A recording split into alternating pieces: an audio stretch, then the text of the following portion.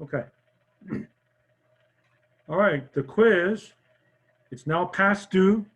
So since it's past due, I can go over the answers, which is why I make a firm deadline of turning it in. Okay, again, I apologize. Last time I accidentally hit end meeting, and that was a bad feature. Just like anything else, you know how it is. If you accidentally hit the wrong thing, I thought it should have, come back with something. Are you sure you want to end the meeting or something like that? But I guess that's not going to happen. So because of that, you could have done any of these 4 problems. Okay. And when you emailed me your answers, I only said something like, I got it, or I received it, or whatever. Okay. Because I had to wait for everybody else in your group, perhaps. But yeah, I'll get to that right away. Okay. So I'm going to go over all the answers now. So for number 1, you multiply these together by adding the exponents. 2 plus 3 is 5. So it's x to the 5th to the 4th power, and that comes out to be x to the 20th power. Is that right?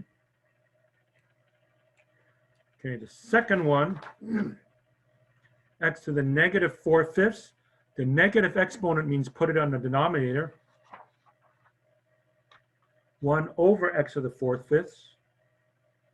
And then you might recall, this is the power, and this is the root. So write it like this, 1 over the 5th root of x to the 4th power. So that's my final answer for that one. Okay, number 3, 50. You want to think of 50 as 25 times 2. Now, you do not want something like 5 times 10, because neither 5 nor 10 are perfect squares, right? You want 25 because 25 is a perfect square. So I'm going to change that to 25 times 2. And then x to the 7th. Write it as x to the 6th times an extra x. So it's like this. 50 is 25 times 2, x to the 6th times x. So 25 is going to come outside and change to 5. X to the 6th becomes x cubed, and then stuck inside is radical 2x. And finally, number 4, x squared minus 11x plus 30. The plus here means the 2 signs are the same. The minus here means they're both negative. If this had been a plus, they'd be both positive. Okay. So what 2 numbers have a product of 30 and a sum of 11? They add up to 11. When you multiply them, you get 30. Well, that's 5 and 6. So x minus 5, x minus 6. You could have put x minus 6, x minus 5. That's also fine. Okay, so you only had to do 1 problem. Okay, and so for the first quiz, I was just going to do it like that. But for quizzes in general, from here on out, everybody will be responsible for all of them. Okay, for the first one, I said, okay, we're just starting off school. I'll just have you do 1. Okay, but from here on out, so Thursday, expect another quiz. I'll put you in the breakout rooms, but everybody is responsible for all the problems, however many I give you. Okay, so I'll put you in your groups. You now know what it's like. You're going to be put in a group of either 3 or 4, and you can help each other out and so on. But everybody has to turn in all the problems for the quiz next time. Okay. Professor Holm. Yes, question. So question number 2. So can I just write just the answer? I don't have to go to 1 over x for. Go straight to this? Yeah. For this one, I'll let you, but you don't want to do that too much. Okay. If you're in doubt, show more work than less work. So you have to show the step. Okay. Oh. Yeah, I guess that one, it's not too bad. But also remember, in the most extreme case, if something is really, really complicated, you only give me the answer, you're probably not going to get very much credit. Number 1, I don't know how you did it. And number 2, pretend you showed no work and the answer is wrong. What do? I have to give you a 0, right? But if you show me all your in-between steps, right? You show me step by step, show me this, this, this, this, and I say to myself, oh, you did this right, you did this right. I see you just made a little mistake here. I can give you most of the credit, okay? It won't just be a 0, but I say, okay, you just made a small mistake here, you missed a sign or you added something wrong. I could make that mistake myself, so you'll probably get most of the credit. But if you had shown me no work and the answer is wrong, what am I gonna do, right? I have to give you a 0. All right, thank you. Okay, all right, you're welcome.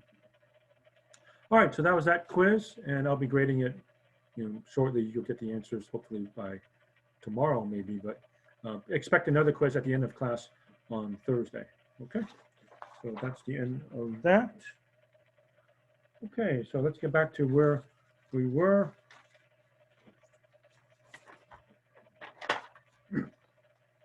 Okay, I was just about done with the chapter 1 test. I have maybe just one more problem to do. I was going to show you 19 and then go to chapter 2, of which there's only 5 questions. Maybe I can sneak in a little bit of chapter 5 also, but we'll see how it goes. Okay. So again, looking at our little mini calendar. So we're here. So it looks like right now I'm a little bit ahead, but that's useful. Maybe I'll fall behind. Maybe my computer breaks down and I can't teach or whatever, or I get sick or whatnot. So it's nice to be a little bit ahead. Okay. But if I go according to schedule, we're planning the first exam for Thursday, the 3rd of September, September 3rd. Okay. Coverage will be just this material. Okay. So you say, how do I study for the test? Study all of this. And on the test day, you submit all of this stuff. Okay. And again, my rules are you have to submit at least 70% of the homework, but you probably notice I usually end up doing half the homework or maybe even more, or maybe a little bit less. So it's not really you're doing 70% because I'm doing 30 or 40 or 50%. So you only have a few more problems to do and you just go back and review them. And by the way, when you submit the homework, you don't have to put them in order. Like, you know how I jump around, right? I might do 3 and then 6 and then 12 and skip around. And you say, do I have to reorder them? No, you can just go back and do the ones that I didn't do and just resubmit it all. If you want to reorder them, that's okay, but you don't have to. I'll just take it in any fashion. And now that you've submitted one quiz, that's sort of how you'll be submitting everything. So when you submit the homework, right? So you have all of this. So just get your cell phone out and, click, click, click, click, take pictures of all your pages. Okay. And likewise, when you're ready to do the test, you do the test. And then when you finish, get your cell phone, click, click, click, and submit the test. And there we are. Okay. So just like you did for the quiz, which is one of the reasons why I wanted to have you do a couple of quizzes so you know what I want. You do the work, take a picture on your cell phone or scan it, and then just submit it to me. Okay. So any questions about that? Okay, and by the way, I think you got it. I submitted all of these one more time. I understand it might still have been a little bit blurry, but I sent you another video of all the homeworks. It was like 5 minutes, and I kept moving the book up and down to try to find the best angle for that, but I resubmitted that again. Okay, so now we're ready to go to some actual math. Okay, so last time I got up to 16C. So I did 16C, F circle G of X. And now I was going to do the last one, 19. Okay, so let me show you 19 in the book quickly. Obviously, those of you that have the book, just look in the book.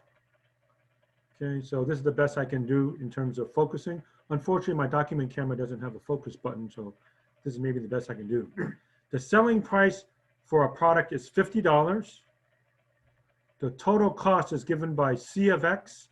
We'll use that a lot. That C of X stands for cost. Is 10X plus $18,000, where X is the total number of items. Okay, write the revenue function.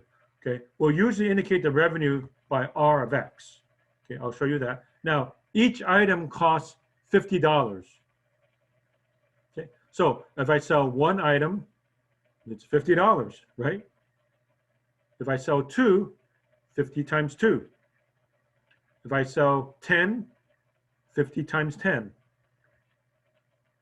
So by the same logic, can you guess what it would be if I sell X items? Okay, you don't have to unmute yourself, just think. If I sell 1, 50 times 1. Sell 2, 50 times 2. If I sell 3, 50 times 3. If I sell X, 50 times X. Okay. So all right, so I lost the book. It said the price was $50, and this was the cost function, 10X plus 18,000. Okay, so for the revenue, R of X, get used to this notation. Okay, so this is, after all, math analysis for business. So we're going to use R for revenue, C for cost a lot. So the revenue function is 50 times X. Make sense? And yeah, this is like a formula. Stop and think about it. I sell 17. How much did I make? 50 times 17. Right? If I sell 1,000,000, 50 times 1,000,000. Okay, part B. I don't want to bring the book back. I mean, it's kind of heavy, but it asks for C of 100. Okay, so what does it represent? It's the cost for producing 100 items. Okay, so if I want to produce 100 items, part B says, okay, I want C of 100. So I just plug in 100 right here. C of 100, that's the language that we use. So it's 10 times 100. So put 100 right here. 10 times 100 plus 18,000. Okay, punch it in your calculator. Okay, so, and by the way, you can always use a calculator on any quiz, any homework, any test. You can have your calculator. So it comes out to be $19,000. I can see that right away because 10 times 100 is 1,000, right? And then 1,000 plus 18,000 is just $19,000. Okay, so the cost to produce 100 items is $19,000. And then part C asks for break even. Okay, an ambulance just went by my, I don't know if you can hear it. Okay, break even. Break even means revenue equals cost. Okay, we'll get that from time to time in our class. If it asks for the break even point, okay, break even means revenue equals cost. Okay, if you want to put that in your formula sheet, yeah, remember on any exam, you get to have one cheat sheet, one formula sheet, standard size paper, 8.5 by 11, both sides. You can write anything you want. Now, obviously, you don't have enough room to put everything, so you have to kind of budget yourself, right? So if you say to yourself, oh yeah, I don't remember that, go ahead and put it down. But maybe some of you say, okay, I remember break even. I don't need to write that down. I'll just save my paper for, you know, other stuff. You're allowed to do that. But break even means revenue and cost are the same. Okay. Now, if revenue is bigger than cost, you've got a profit. If revenue is smaller than cost, you're in trouble. Is that right? You're losing money. Okay, so for break even, I just set the revenue equal to the cost. So I set 50x equal to the cost function, right? 10x plus 18,000. So set this equal to this. Revenue equals cost. Is that right? So my equation becomes 50x equals 10x plus 18,000. And that's pretty easy to solve. Okay, subtract 10x. If I subtract 10x, I'm covering it up intentionally. What will I have on the left-hand side? I would have 40x, right? So 40x equals 18,000. Divide both sides by 40. Punch it in your machine. And the answer is 450. Okay. So for whatever this object is, I'll just generically say widgets. You don't have to write that down. Widgets, W-I-D-G-E-T, is a generic term that's sometimes used for a thing. If I sell 450 widgets, I'm at break even, so-called break even. Okay.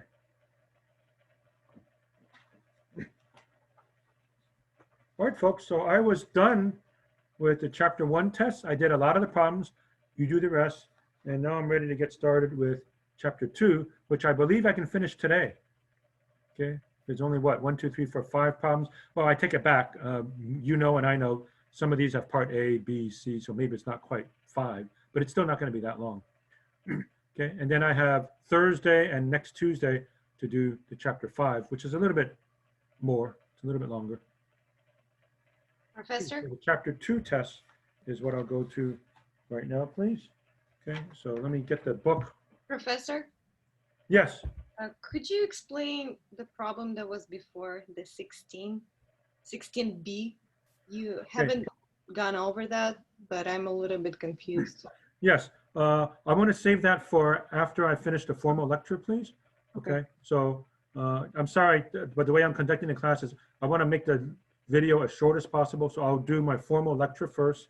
I'll stop after some time, and then at the very end, I'll turn off the machine, turn off the recording, so that'll be a little bit faster. And then I'll let you have questions and answers after that, okay? So that's the way I'll generally do the class. Okay, but now I'm gonna go to the chapter 2 questions, and I'll show that to you again in case you wanna get it. So this is on page number 175, it looks like. Okay, so there's that. Again, when you look at the video, see what I'm kind of going up and down to find the best angle. Feel free to take the video. The nice thing about video is you can always go forward or backward as much as you want to find the best angle, I suppose. Okay, and let me try to show you some more. And I know it almost looks like I'm going to the eye doctors to find the best angle here. All right, and so there we go. Okay, so that's what I got for that. Okay, so number 2, sketch a graph of each of the following functions. I know it's hard to see. Okay, it's yellow now. Sorry, sometimes this looks yellow, and I don't know why it does that. You might be saying, what are you doing? I'm not doing anything. It does it on its own. Okay, anyway, the first one, 1a, is x to the 4th. The second one is absolute value of x. The third one just says -1. And the last one is square root of x. A, B, C, and D. Okay, so. Sorry, letter A is, it's equal to x to the, which X one? to the 4th power. Thank you. Yeah, you're welcome. And don't worry, I was going to work that one out. B, as in boy, is absolute value of x. C was just -1. And D is square root of x.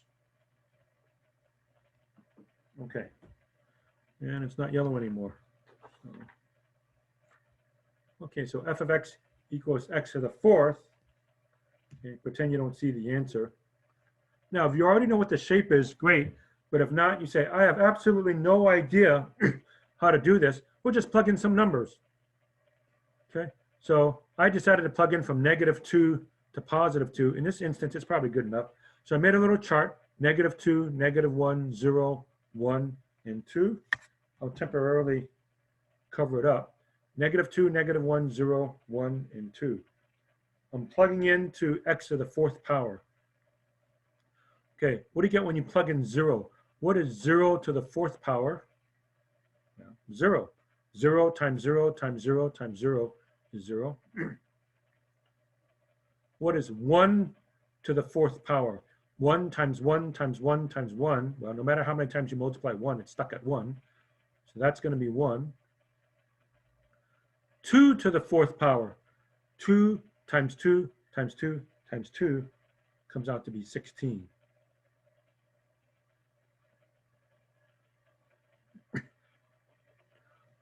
Okay, and notice these two match these two. If I plug in -1, -1 to the 4th power means -1 times -1 times -1 times -1, which again is +1.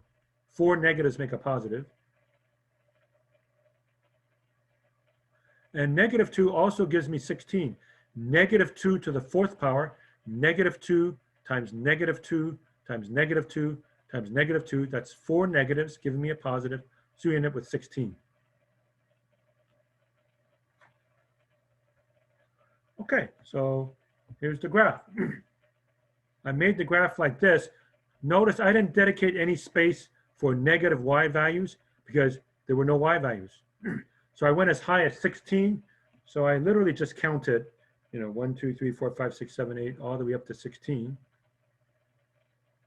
And I went from -2 to +2.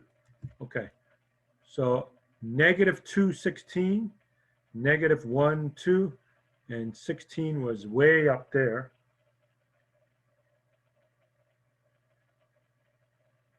And -1, 1, -1, 1. Okay, and a reminder, since you have the video, if you feel like you don't want to copy down the notes, you don't have to, you can just watch the video later. 0, 0, 1, 1, 1, 1, and then 2, 16, 1, 2, 1, 2, 3, 4, 5, 6, 7, 8, up to 16. Okay, so it kind of looks like that. like so.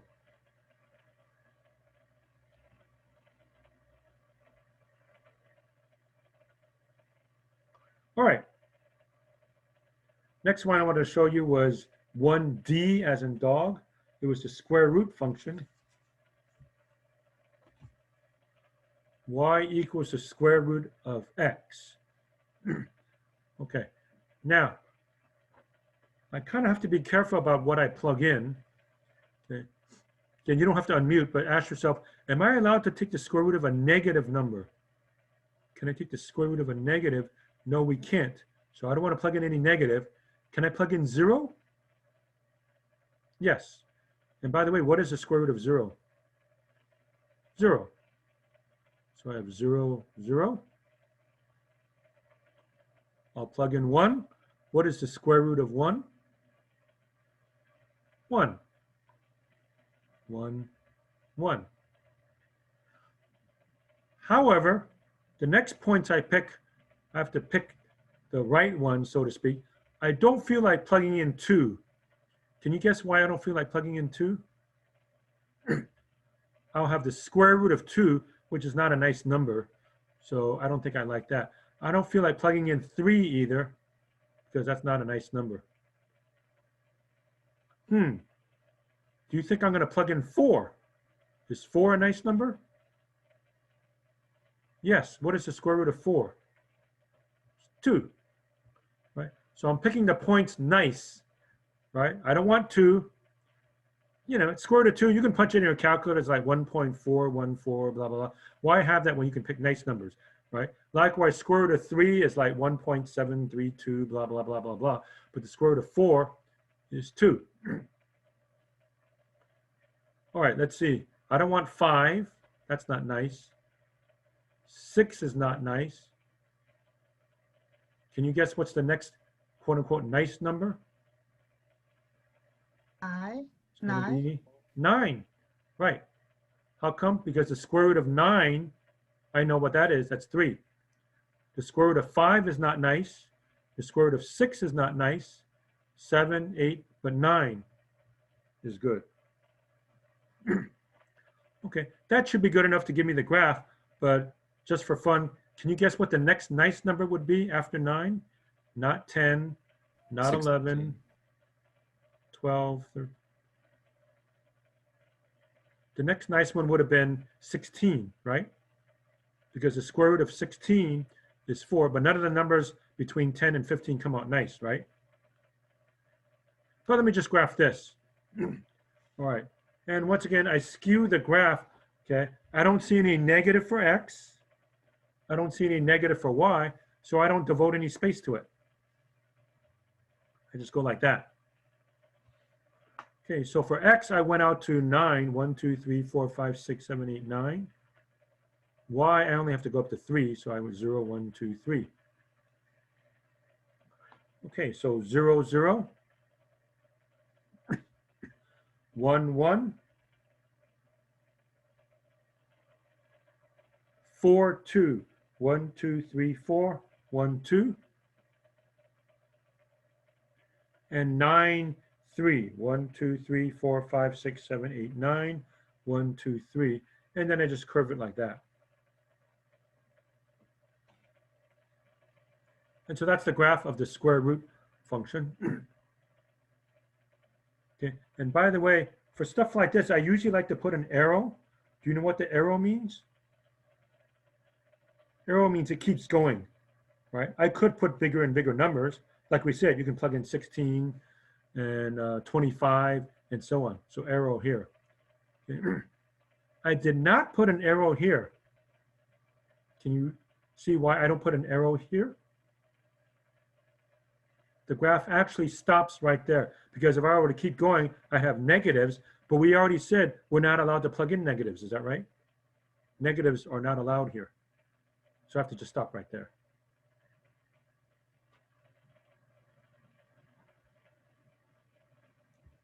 Okay. All right, that's that one.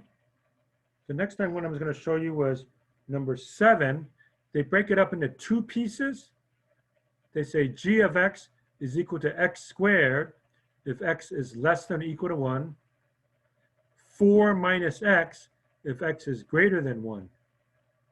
Okay, this is sometimes called a piecewise defined function. Piecewise defined function because you have different pieces. In this case, you have 2 pieces. You could have 3 pieces, 4 pieces, as many pieces as you want. Okay, so what does this mean? If the x value you give me is less than or equal to 1, then I obey this rule. But if x is greater than 1, I have to obey this rule. All right, so x squared. Do you recall the graph of y equals x squared from your earlier algebra? Okay, that should be one of the fundamental ones that you should know, x squared. Okay, x squared is a parabola. It looks sort of like this. This is a graph of x squared, you might recall. Y can never be negative, right? So there's nothing down here, and it shoots up like that. But it's only valid when x is less than or equal to 1. And that line underneath it means I count 1. Okay, so I'm really going to cut off this parabola. So I'm only going to have something like that. Okay, so here we go. Here's that part of the graph. So if I had the whole graph, I'd have that. But because it only says x is less than or equal to 1, including 1. And by the way, what do you get when you plug in 1? 1. So 1, 1 is here. I do this shape only for here. And notice it's a closed circle, meaning I'm counting that point. And here's the rest of the parabola. But I don't go past that. I don't have this entire graph because it's only valid for x less than or equal to 1. And then the continuation of the graph, for the rest of the graph, I have to obey this rule, 4 minus x, for x greater than 1. Okay, now what's the shape of this? This looks like a line. It's like y equals mx plus b. Okay, if you think of it as negative x plus 4, right? Negative x plus 4. So the slope would be negative 1. The y-intercept would be 4. Okay, but that's more the information that we need. Okay, now what do you get when you plug in 1? 3. Okay, but because you're not really counting it, I put an open circle at 3. So x is 1, y is 1, 2, 3, open circle. Okay, if you had the line underneath it, it'd be a closed circle, like this one. The line underneath it means a closed circle, but this one is open. And the slope is negative 1. That means over 1, down 1, over 1, down 1, over 1, down 1, and so on. So it kind of looks like that. And there's the entire graph. Okay. So the slope for this one is negative 1, or like negative 1 over 1. You might recall that that's the rise over the run from your earlier algebra. So that's what we got.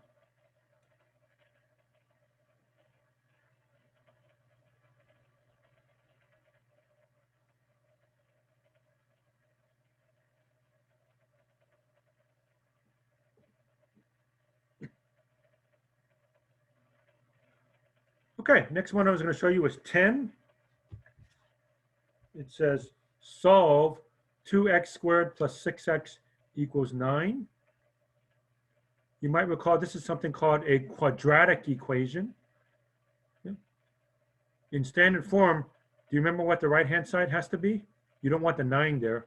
For standard form, you always want 0. So how do I force this to be a 0? What do I do to both sides? Subtract 9. So if I subtract 9, it looks like this. 2x squared plus 6x minus 9 equals 0. And then I'll have to use the quadratic formula. So here's the quadratic formula once again.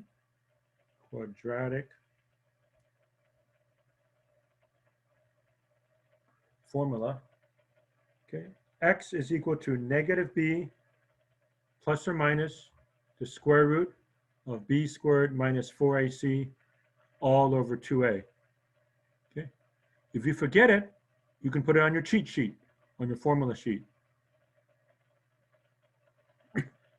And by the way, just a side note, when I taught this class last time, during the regular semester, we had no problems, we had no pandemic, no COVID, and all that stuff. I would have made my class memorize this, and I did not allow the class to have a cheat sheet. Okay, but because we're under COVID and we have this strange situation, I'm supposed to make things a little bit, quote unquote, easier. So my way of making it a little bit easier on you guys is, okay, I'll let you have a cheat sheet. So if you want to put the quadratic formula on the cheat sheet, you may. So I guess maybe in one sense, you're fortunate taking me this semester, because if, let's say, next semester we're back to quote unquote normal and we can meet on campus again, I'd be back to normal, and guess what? I'd make everybody memorize quadratic formula. Okay, but we're here, you're in my class now, we can't meet on campus, so yes, you can write that on your cheat sheet. Okay, so we know what to do. A is 2, B is 6, C is -9. Okay, and by the way, this should not be new to anybody. You should have seen this in your previous algebra classes. Okay, yeah, you might say, oh yeah, I forgot how it went, but this should not be brand new.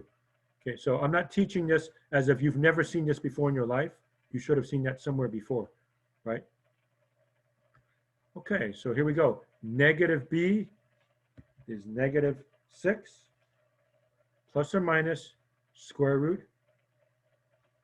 Formula here says b squared, so 6 squared, 36. Minus 4ac.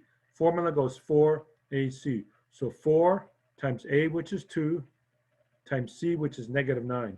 Okay, so there's a -4 here and a -9, which means there's a double negative. So that's why I changed it to a positive. Okay, so one more time. It's 36 minus 4 times a, which is 2, times c, which is -9. So you have a negative times a negative. Okay, and when there's two negatives, I like to make them positive. So it's plus. Okay, so I did a little bit of scratch work here. This is 36 plus 72. 72 is 4 times 2 times 9. 4 times 2 is 8. 8 times 9 is 72. So it's 36 plus 72. Punch it in your machine. That comes out to be 108. So now that leads us to -6 plus or minus the square root of 108 all over 4. Okay. There's still more to do. So again, this is the quadratic formula. A, B, and C in standard form. Standard form means put the x squared first, then the x, then the number equals 0. If this side isn't 0, make it a 0. Okay, just like the radical problems we did before, 108 turns out to be 36 times 3. You can just try that on your calculator. See, I want to write it as a perfect square. I know 36 is a perfect square. What's the square root of 36? 6, right? So since I know 108 is 36 times 3, I change it to this. And then 36 is going to come outside. And the next step, it changes to 6. So this 36 becomes 6. So now I have -6 plus or minus 6 radical 3 all over 4. And I'm still not done, because this number, this number, this number are all even. So that means I should factor out a 2 from the top and then partially cancel the 4. And here's how you do it. So I factor out a 2. I can take 2 from there and 2 from there. So I go 2 parentheses. Okay, what do you multiply 2 by to get back -6? That's -3. Plus or minus, and if you take out a 2, then you need a 3, so 3 radical 3. So if I factor a 2 out, I have parentheses -3 plus or minus 3 radical 3. To double check, what's 2 times -3? -6. And what's 2 times 3 radical 3? 6 radical 3. That's a 2, that's a 4. Cancel the 2 with a 4. So that becomes a 1. But if it's a 1, you don't have to write it. And that changes to 2. So this is my final answer. -3 plus or minus 3 radical 3 all over 2.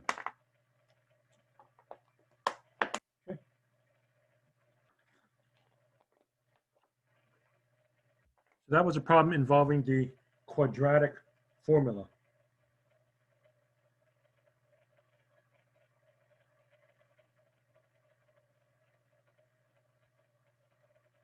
Right? Okay, then moving along, problem 11. I wasn't going to do the whole thing. I was just going to set you up for part of it. Okay. Here's the original problem, problem 11. 1 over x plus 2x equals 1/3 plus x plus 1 over x. 1 over x plus 2x equals 1/3 plus x plus 1 over x. Okay, I don't like all the fractions. I'm guessing you don't like all those fractions. So the trick is to get rid of the fractions. Okay, so I see x, 3, and x. So what is the common denominator for x, 3, and x? The common denominator is 3x. So what do I do with the 3x? I don't make each of these 3x. You could do that, but there's something much better. Just multiply both sides by that 3x. Okay. See, if you say, I want to get a common denominator, make that 3x, make that 3x, make that 3x. You could do that. You still have a fraction. You would have a common denominator, but the way I'm showing you, you have no denominator. I would rather have no denominator than common denominator, right? I want no fractions at all. By doing this, if I go 3x times that, distribute 3x times that, 3x times that, 3x times that, that's going to cancel out, that's going to cancel out, that's going to cancel out. That's what I want. That makes the problem much, much better. Okay, so if I take this times this, can you see what cancels out? X cancels out. That x would cancel that. I have 3 times 1, which is 3. So I have 3.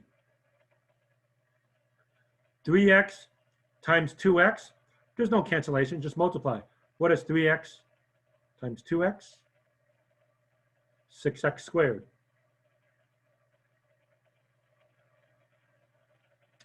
Okay, then 1/3 times 3x. 1/3 times 3x, we get a cancellation. Can you see what cancels? The 3 cancels. So you're left with 1 times x, which is x. And finally, this times 3x. If I take this fraction times 3x, can you see what cancels? X cancels out. So I have 3 times x plus 1, or x plus 1 times 3. Okay, and take a look at what I have. I have no more fraction. Oh, it's far from finished. I'll let you try to finish the rest of that. So that's why I just said etc. I don't want to do too much. Okay, but do like the previous problem, right? So the previous problem, make it look like what? Make it look like that. Okay. So yes, you have to gather like terms and blah, blah, blah, blah, blah, right? But you can do it, right? Oh, I guess the first thing you would do is distribute here, right? So that's going to be what? 3x plus 3 and gather like terms, and then blah, blah, blah. Put everything on one side. So have the x squared first, and then the x, and then the number equals 0, just like the previous problem. That's why I'm saying etc.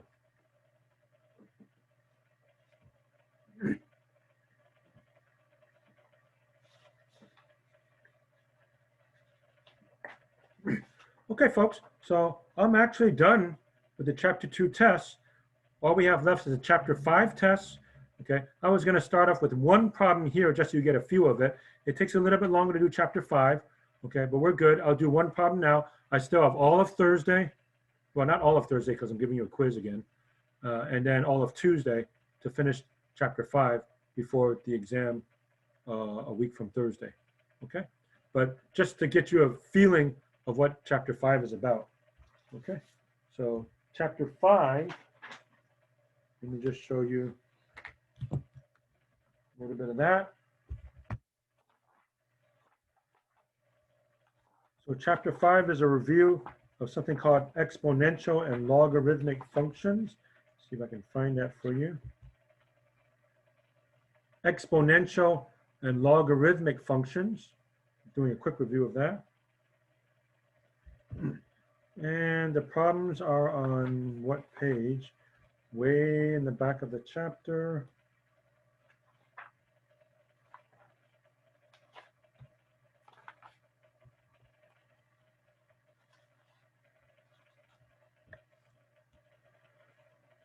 Okay, so 355. And I'll show it to you again. So let's see, we had to go up to 24. Yeah, it's all here.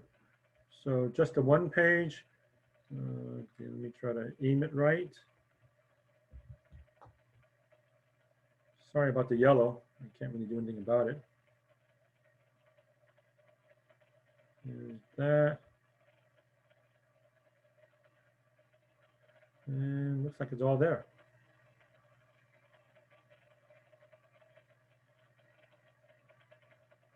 Okay, so let me just show you number 1, and then I'll stop, and then I'll let you ask questions. Okay, number 1 says y equals 5 to the x power. Way up over here. Okay, so let me do that, and then I'll stop. And then if you have questions, I'll be able to take them then. And thank you for your patience. Okay, so the chapter 5 test on page 356. Y equals 5 to the x power. Be careful, it's not 5x. It's 5 to the x power. It's an exponent here. By the way, no fair change in the problem.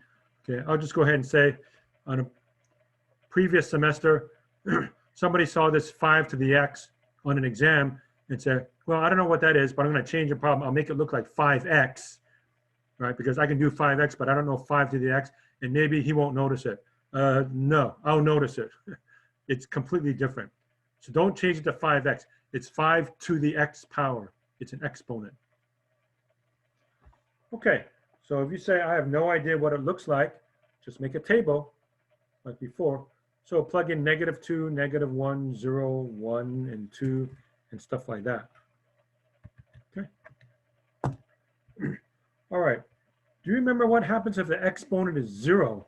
It's easy to forget. What is 5 to the 0 power? It is not 0, believe it or not. 1. It's 1. It's defined to be 1. Okay, so that's going to be 1. What do you get when you plug in 1?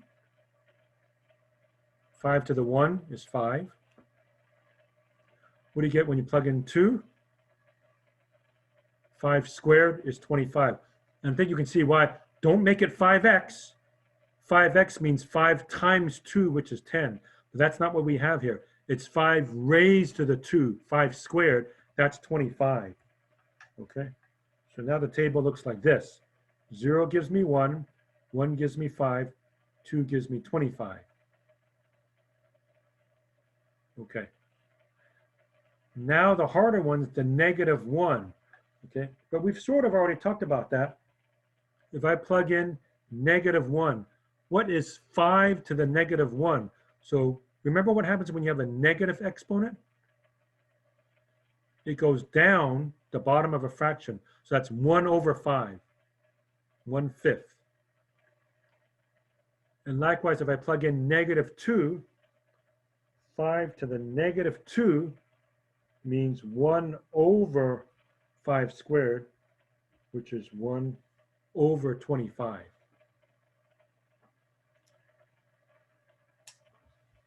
Okay. And I got that over here also. 5 to the -1 means 1/5.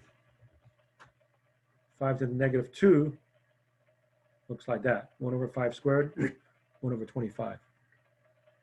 Okay, so I'm ready for the graph. Again, I'll skew the graph, S-K-E-W. You say, what is he saying? Skew? Skew that. That means you don't have to have an entire graph. You move the graph so you don't waste space. Okay, for instance, I notice that none of the y values happens to be what? None of them happen to be negative. Okay, so I made my graph like this. See, I don't dedicate any space to it because none of it is negative. My highest y value was 25. Now, if the number's too big, just change the scale. you don't have to go 1, 2, 3, 4, 5, 6, 7, 8, 9, 10, all the way to 25. That'll be a while. So for up to 25, I count it by fives. So like 5, 10, 15, 20, 25, right? So that'll be good enough. Okay, so 0, 1 is like there. 1, 5 is right there. 2, 25, 1, 2, 5, 10, 15, 20, 25 is way up here. So this thing shoots up like crazy. And then on this side, I mean, negative 1, 1/5. 1/5 is not very high at all. And negative 2, 1/25, that's even lower. That's practically 0, right? It's very hard to graph. So you can just go something like this. So on this side, it practically touches the x-axis. These numbers are so close to 0, right? They're just barely above the x-axis. And then when it gets to over here, it just shoots up like crazy. So there's the graph of y equals 5 to the x power. Okay, so we're going to be doing stuff like this for Thursday and next Tuesday in preparation for next Thursday's test. Okay, so I've gotten up to here. I've even done problem 1. So I have Thursday, but I'll stop early to give you a quiz. And I still have next Tuesday to finish all of this in preparation for next Thursday's test. Okay, but the formal lecture is now done. So I'm going to stop the share and turn off the recording.